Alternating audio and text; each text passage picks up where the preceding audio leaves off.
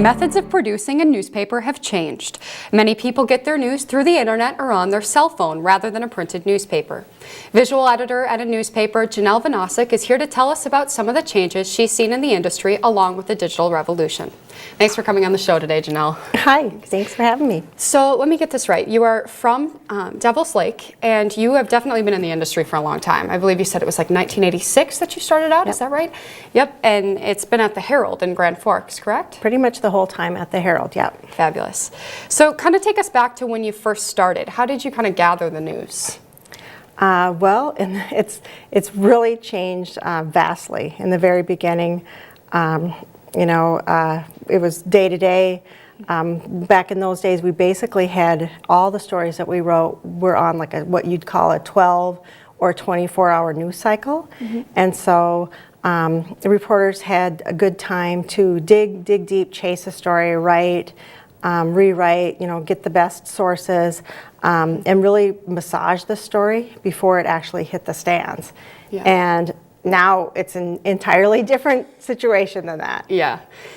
What were some of the connections that you have with the people in Grand Forks? Are they important? I know you were saying like the sheriffs and that kind of thing, that you kind of developed a relationship with them too. Right. And in the beginning, I guess, when I started like way back in 86, it was real common for us to, like on a daily basis, we'd call like 36 sheriffs just to see, what was going on out in the different communities, and that was like our connection. That's how we got our news tips. There were times, there was a time where, like a sheriff called me like personally at 3:30 in the morning to let me know that there was like a big fire, like the school was burning down out in Lakota. Mm-hmm. And that was something that we never otherwise would have heard of if he hadn't hauled me out of bed that night. And so that's kind of how it was back in the old days. Now we still of course had that night to go out, send a reporter, send a photographer, work on it all day, get it in the paper the next day. Yeah. But today, of course, we would have had that news like now. I mean, it'd have been as soon as we got fast. there, it would have been, out there. Yeah. How did the newspaper, how does it make money nowadays and back then too? Was it a little different or is it kind of the same? Well, of course, our bread and butter is always the advertising. The advertising dollars are what count. So there's always like a fine balance. Everything that we do, we like to keep the advertising and the news side separate, but really deep down, they're always somewhat connected. Yeah.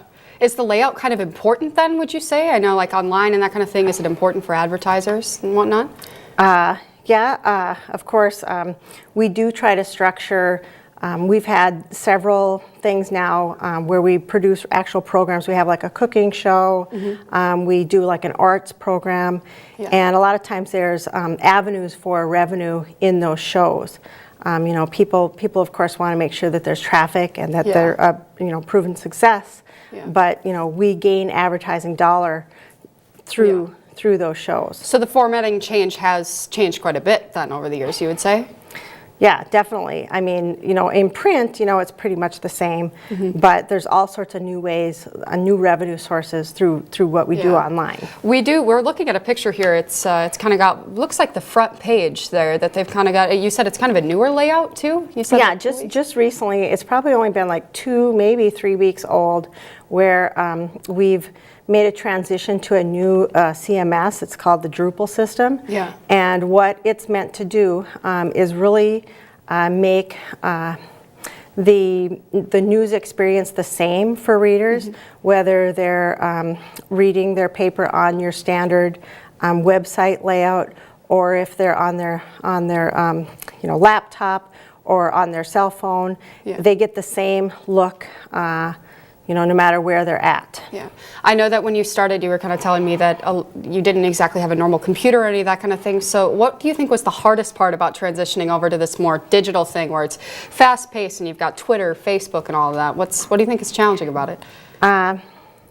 Well, it's all different, and of course, everything is a lot more urgent. That the urgency is there every day, everything that we do.